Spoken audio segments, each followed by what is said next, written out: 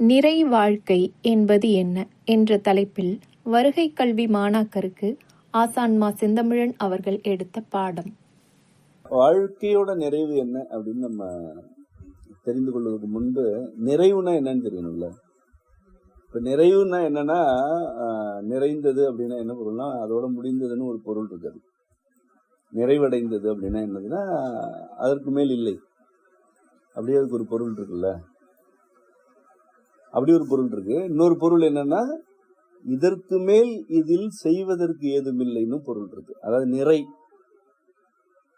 நிறைனா என்னன்னா, ஒரு பொருளோட நிறை என்ன அப்படின்னா, நீங்க ஆங்கிலத்துல மாஸ்ன்னு சொல்லுவாங்க. ஆனா மாஸ் வேற, நிறை வேற. சும்மா நீங்க புரிஞ்சுக்கிறதா சொல்றேன். ஒவ்வொரு பொருளுக்கும் ஒரு நிறை இருக்கு. அந்த நிறைக்கு மேல அதுல ஏதாவது சேர்த்தனா அது அந்த பொருளா இருக்காது, இன்னொரு பொருளா மாறிடும். சரியா? இப்ப பால் இருக்கு. பால் நிறை, அதுதான் பால் நிறை. அது கிராமத்துல வழக்கு சொல்லி நிறகட்டுறதுன்னு சொல்லுவாங்க. பால் நல்லா சுண்ட காய்ச்சி வச்சுட்டு வைக்கிறது நிறகட்டு. அதுல கொஞ்சம் தண்ணி சேர்க்கலாம். நல்ல சுண்ட காய்ச்சி வச்சுன்னா கொஞ்சம் நீர் சேர்க்கலாம். அது நிறகட்டுறது அப்படின்னு சொல்லுவாங்க. அதிகமா சேர்த்துட்டா என்னன்னா, அந்த பாலோட அந்த அடர்த்தியான தன்மையே மாறிடும். அது அடுத்த வடிவத்தை அடைஞ்சிடும். அப்ப நிறைனா என்னன்னா, இதற்கு மேல் ஏதாவது செய்தால் அது அடுத்த வடிவத்தை எய்துவிடும் என்ற நிலையில எது இருக்கோ அது நிறை. அதாவது நிறைவா இருக்கு. இப்ப உணவு நிறைவாக இருக்கிறது அப்படின்னா அவ்வளவுதான். அது இல்ல இதுல நான் வேற ஏதாவது சேர்க்கிறேன்னா அந்த நிறைவு இருக்காது, அது அடுத்த வடிவமாயிடும். அது ஒரு தரம் மாறிடும், அதோட சுவை மாறிடும், அப்படி ஆயிடும். அப்ப நிறைன்றதுக்கு ஒன்று இதற்கு மேல் இல்லை, அது ஒரு முடிகிறது என்ற பொருளும் உண்டு. அதன் அளவில் அது முழுமையாக இருக்கிறது, இதுக்கு மேல அதுல எதுவும் செய்ய வேண்டியதில்லைன்னு பொருள் இருக்கு. ரெண்டு பொருள் இருக்கு. ஒண்ணு என்னன்னா அதோட அளவு, அதாவது அளவு முடிந்தது, அதான் நிறைவு.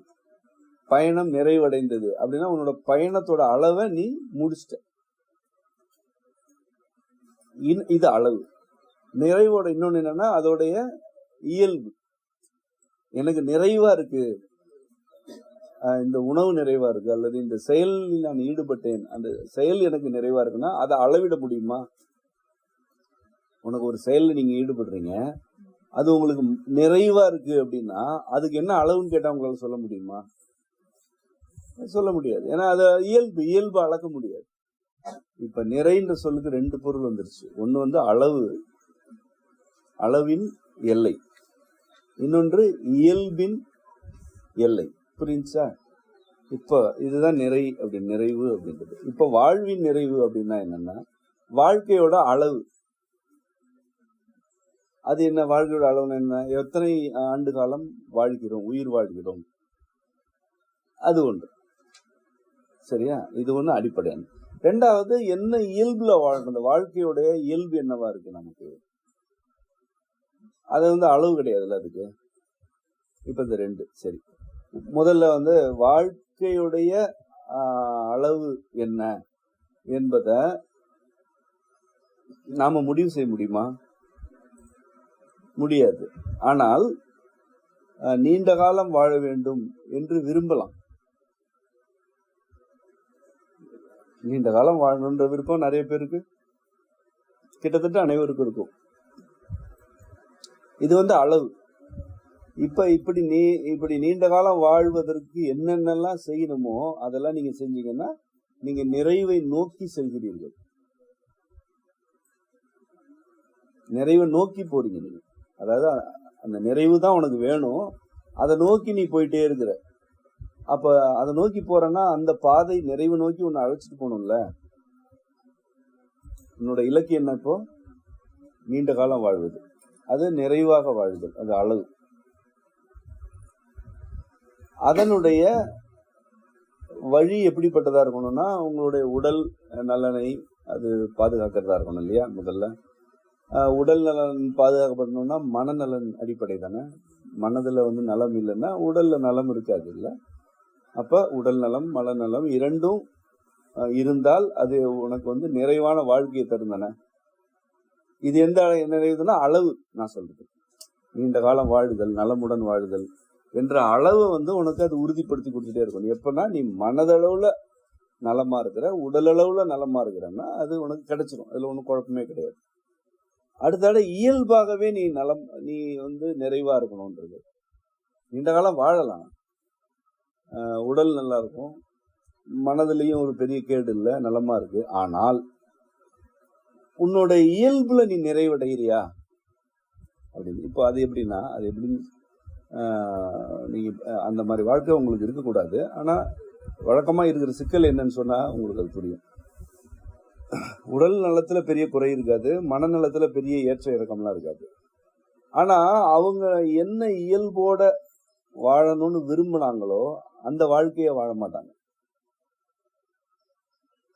அதாவது அவர்களுக்கு வந்து என்னென்ன திறன்கள் இருக்கோ அந்த திறன்கள்ல அவங்க ஈடுபட மாட்டாங்க. அல்லது அவர்களுடைய இயல்புக்கு ஏற்ற உறவு கூட்டம் இருக்காது.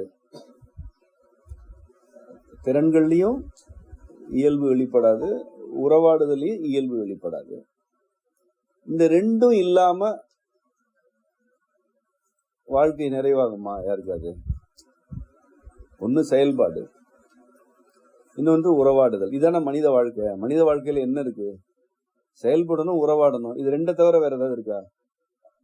நீ ஒரு பலாயிரம் தன்மைகள் மனித வாழ்க்கையில இருந்தா கூட இந்த ரெண்டுல அடங்கிடும். ஒண்ணு உன்னோட செயல்பாடு, இன்னொன்னு உன்னோட உறவுகள். இது ரெண்டு இல்லாம வாழ்க்கை இருக்கா எங்கேயாவது?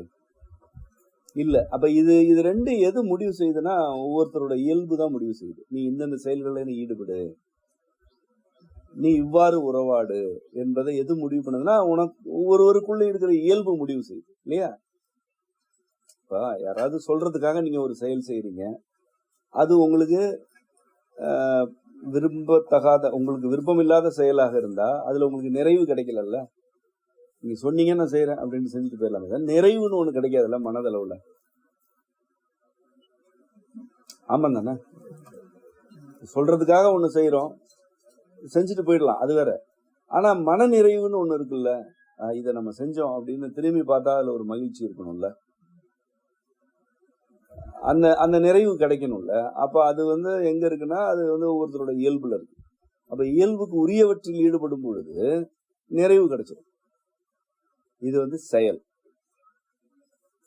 அது நீங்க படிக்கிறதா இருக்கலாம், உங்களுடைய அன்றாட செயல்பாடுகளா இருக்கலாம், ஏதாவது ஒரு கலையில ஈடுபடுறதா இருக்கலாம், அல்லது தொழில ஈடுபடுறதா இருக்கலாம், அது ஊர் சுத்துறதா இருக்கலாம்.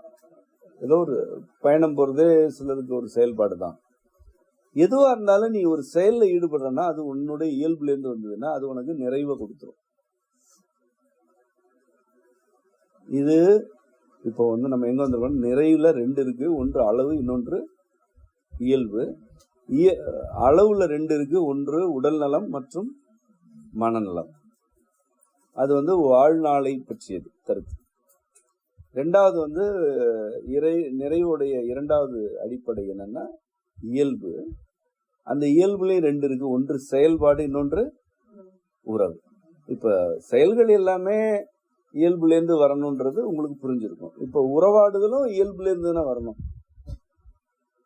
இயல்பான உறவுகளா இருக்கணும். இப்ப இயல்பான உறவுன்றது என்ன?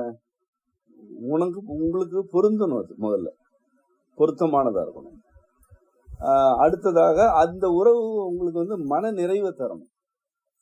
உங்களுக்கு பிடிச்சதை சொல்றது அல்லது உங்களுக்கு பிடிச்சவாறு நடந்துகிறது மட்டுமல்ல உறவு, அது உங்களுக்கு நிறைவு தராது.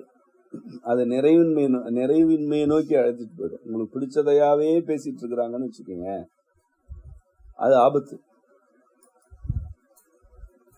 பொருத்தம்ன்றது என்னன்னா, நான் இப்ப சொன்ன உறவுனா பொருத்தமா இருக்கணும், உங்க இயல்போட பொருந்தணும்.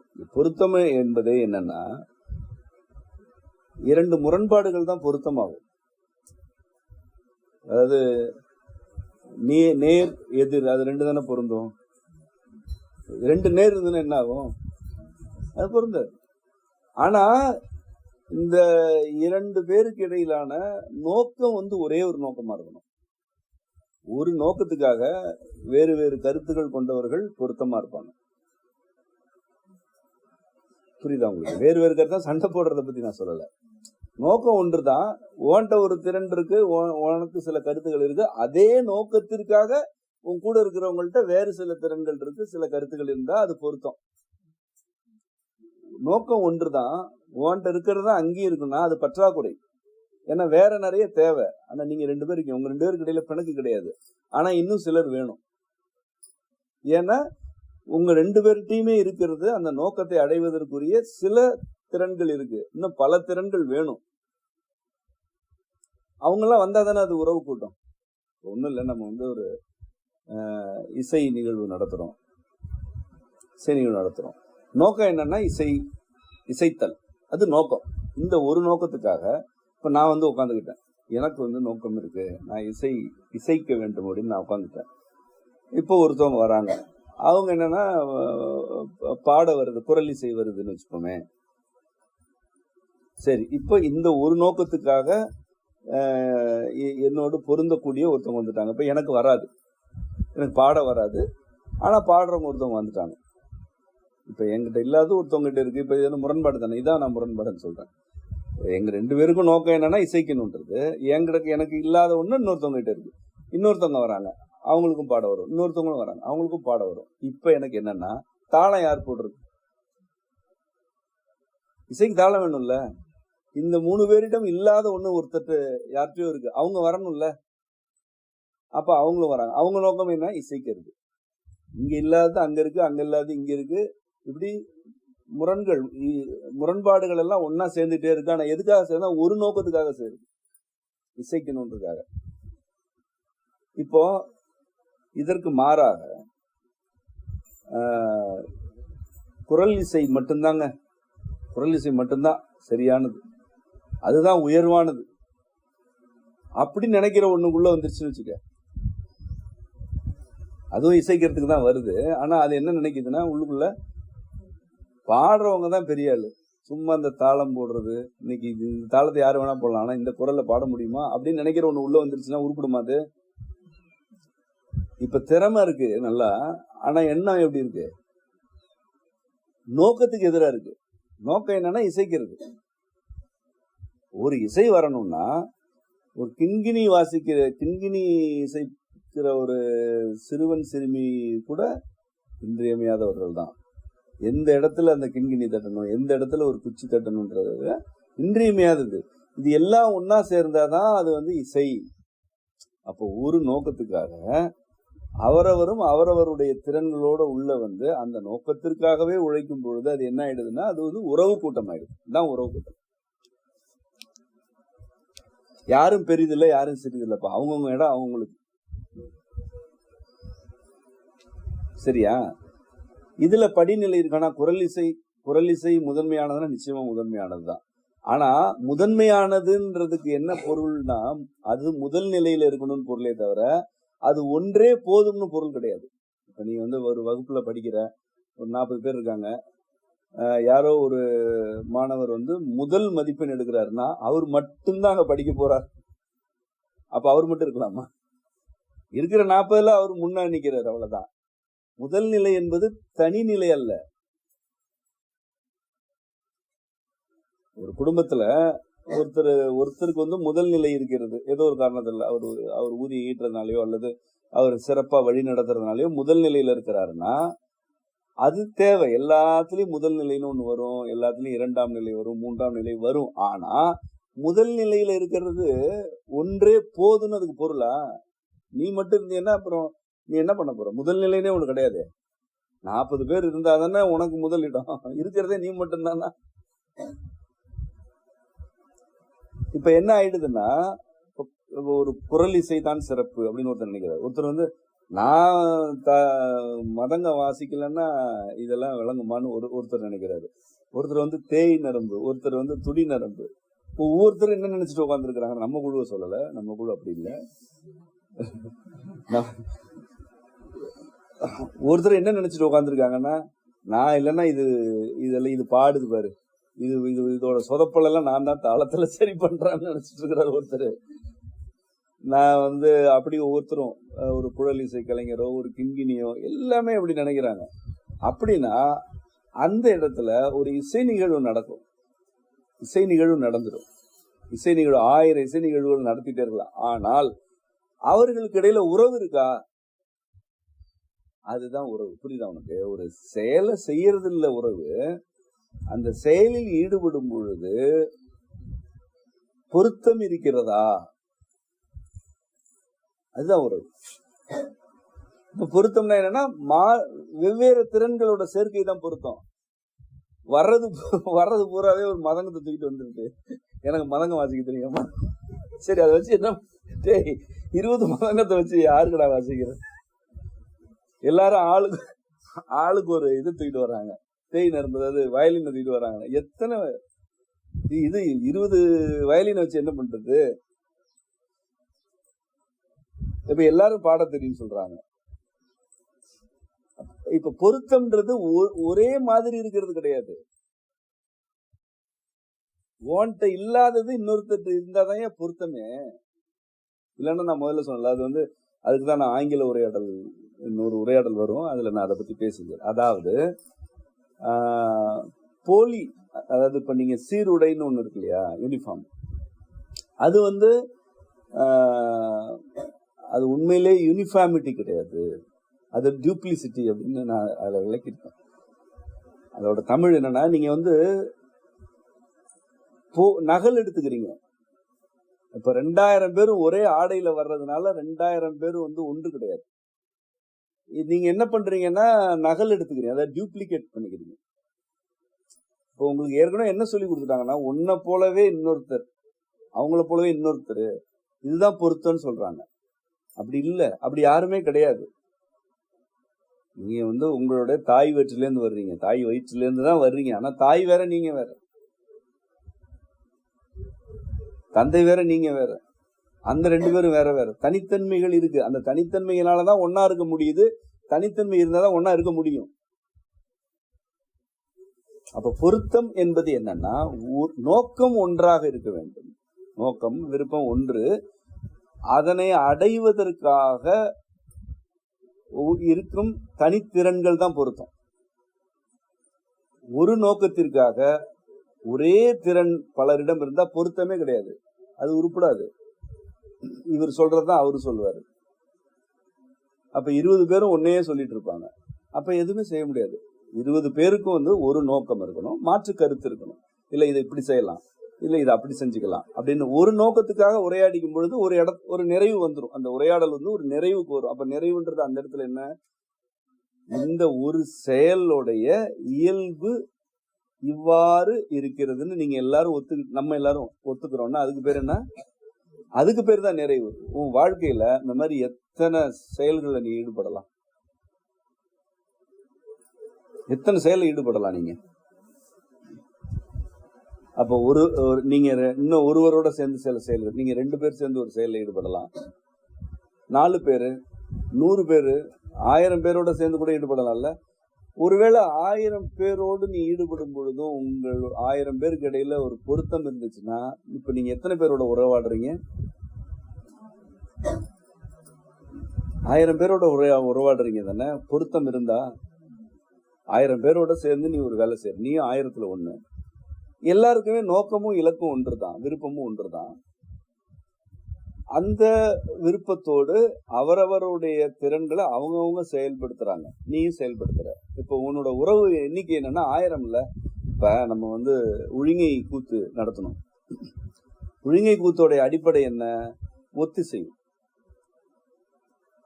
இல்லையா? நீ உன் வேலையை மட்டும்தான் பார்க்கணும், அவங்க மற்றவர்கள் அவங்க வேலையை தான் பார்ப்பாங்க. ஆனா வெளியில இருந்து பாக்குறவங்களுக்கு அதுல ஒரு ஒத்திசைவு தெரியும். இன்னொருத்தவங்க என்ன பண்றாங்கன்னே உனக்கு தெரியாது, ஆனா வெளியில இருந்து பாக்குறவங்களுக்கு அதுல ஒரு ஒத்திசைவு தெரியும். உன்னோட அடவு வேற, அவங்க அடவு வேற. ஒரே நேரத்துல 3 வகையான அடவுகள், 3 வகையான குழுக்கள், இன்னும் சொல்ல போனா 6 வகையான குழுக்கள் இருந்தது அதுல. இது எல்லாம் நீங்க தொடர்ந்து பயிற்சி எடுத்து அதுல அன்னைக்கு கிட்டத்தட்ட ஒரு 100 பேருக்கு மேல ஈடுபட்டு இருப்பீங்க இல்லையா? 100 பேராவது இருப்பாங்க தானே.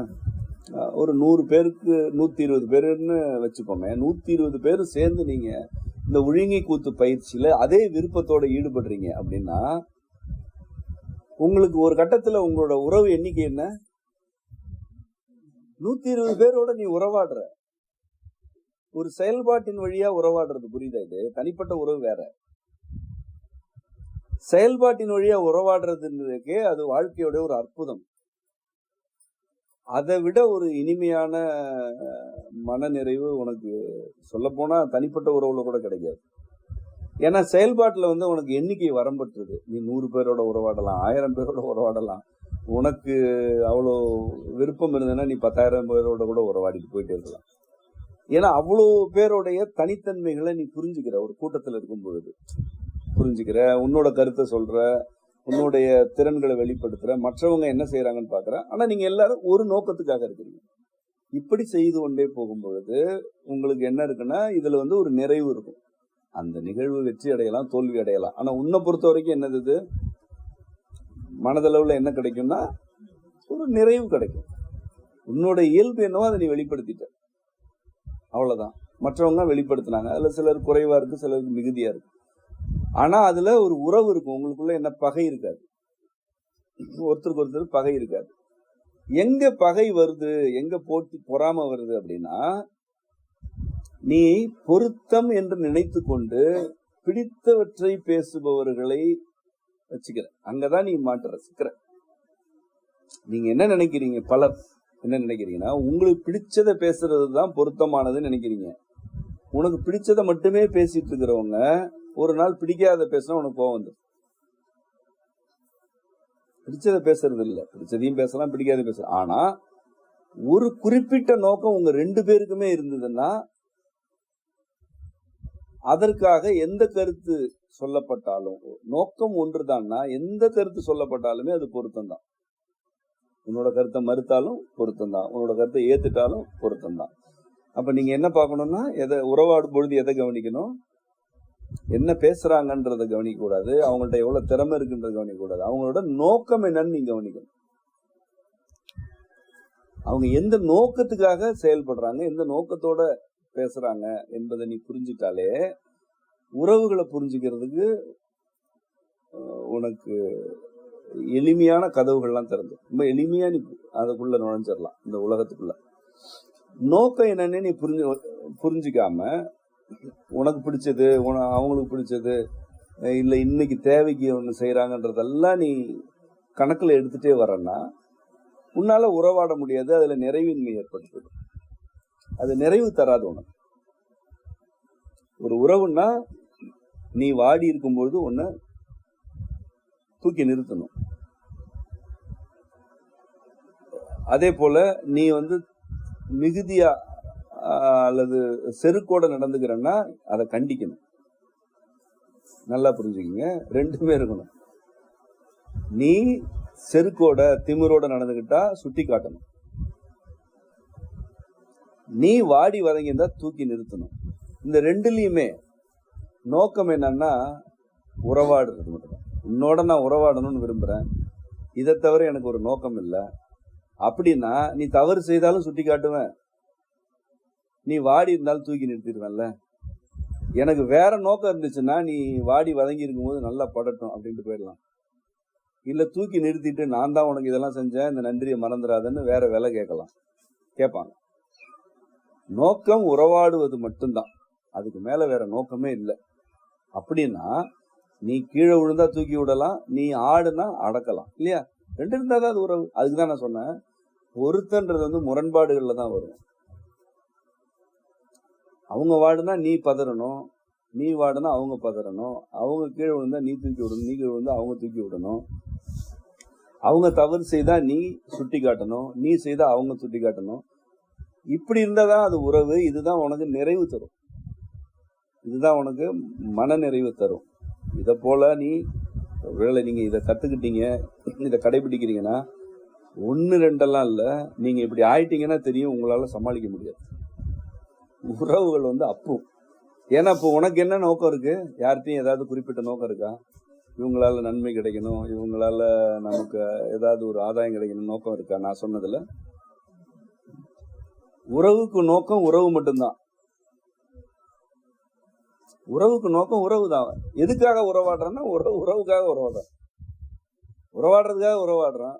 இல்லைங்க இவங்க கூட உறவாடுறதா இதெல்லாம் கிடைக்கும்ன்றதுக்காக இருந்தா, கிடைக்கலன்னா உனக்கு கோபம் வரும். அப்ப இது இந்த பழம் புளிக்கும் அப்படின்ட்டு நீ போவ, இன்னொருத்தரை பார்ப்ப. இது வாழ்க்கை முழுக்க நீ ஆள் தேடிட்டே இருக்கணும்.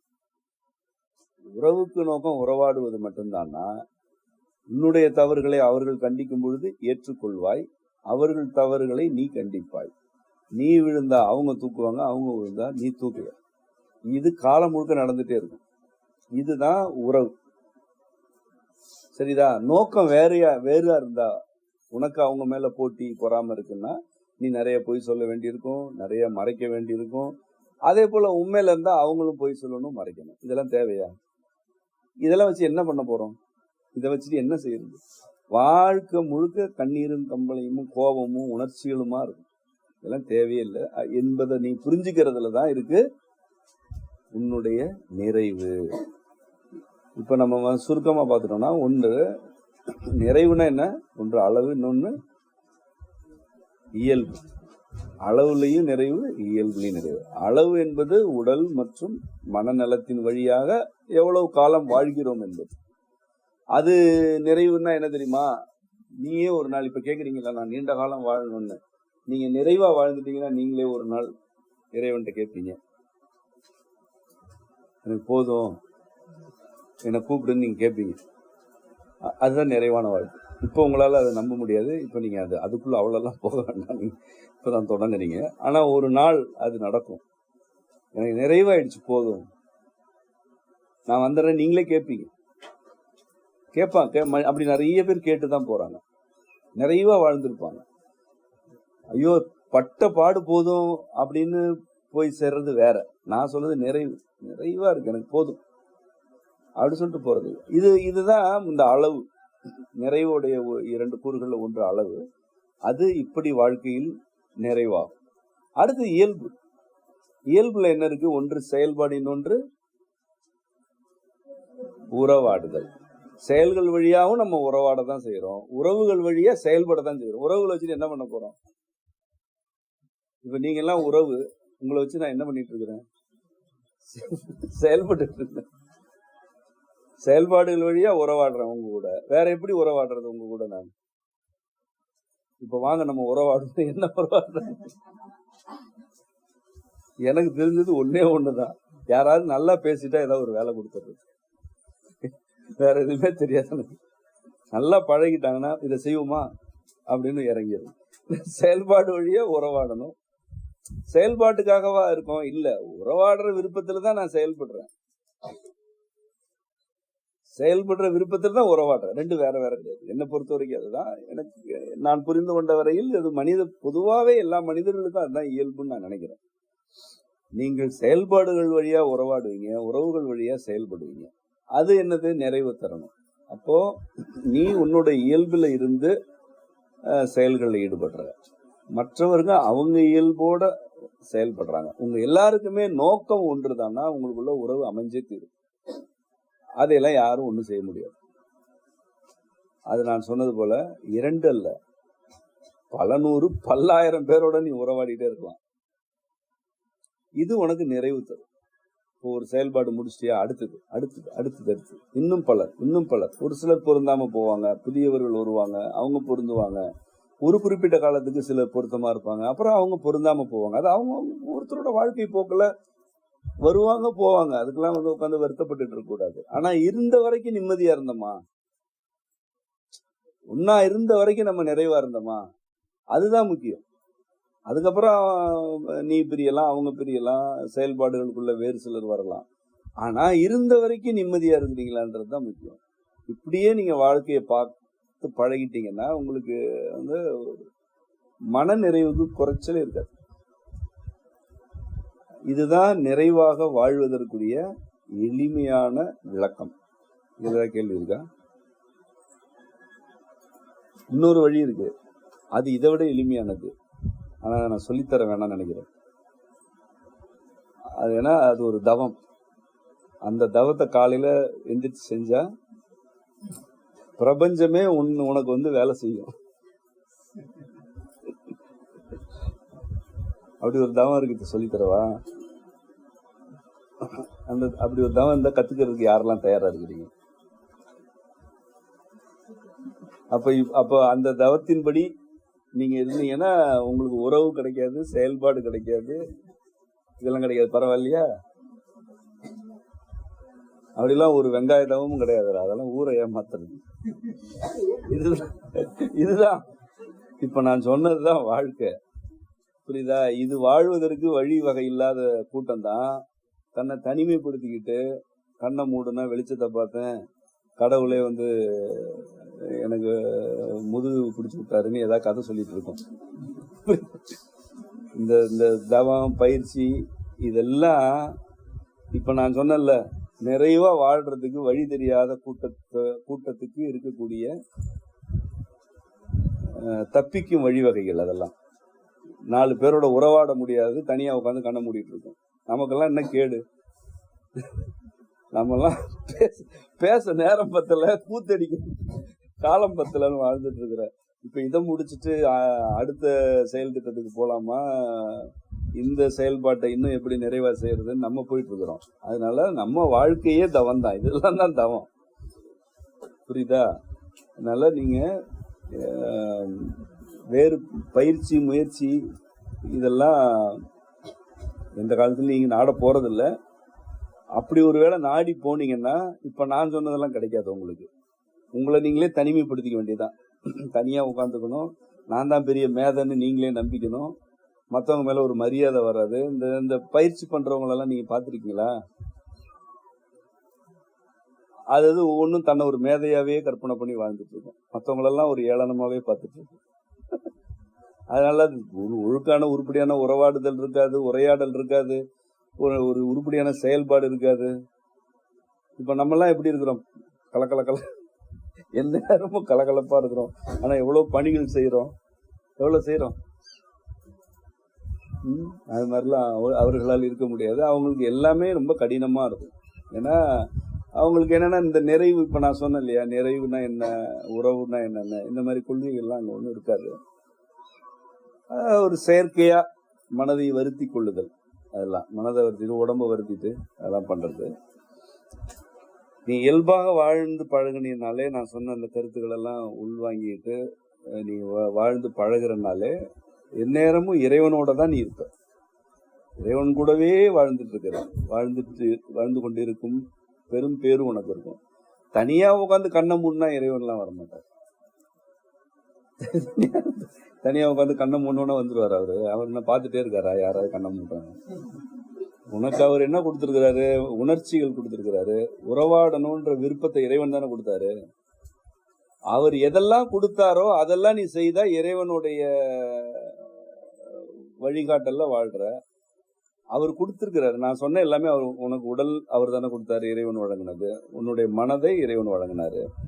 இந்த இரண்டும் நலமாக இருக்கணும்னு விரும்பினேன்னா இறைவனோடு நீ இருக்கிறப்போ அவர் கொடுத்ததை வச்சு நீ வாழ்ற. அது நலமா இருக்கணும்னு நீ விரும்புறன்னா அது இறைவனோட இருக்கிற வாழ்க்கை. உன்னோட திறன்கள் யாரு வழங்கினது? நீ பிறக்கும் பொழுதே எனக்கு இந்த திறன் ஒன்று கேட்டு வந்தியா? இல்ல.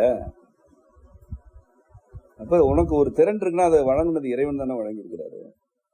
அப்ப அந்த திறன்கள் வழியா நீ செயல்படுறன்னா அது அந்த செயல்கள் வழியா நீ இறைவனை பாக்குற. இப்போ உனக்கு இப்போ ஒரு ஒழுங்கி கூத்து வருது, அடவுகள் நல்லா வருது அப்படின்னா அந்த அடவு வருது, அது யார் கொடுத்தா? உனக்கு கொடுத்தது யாரு?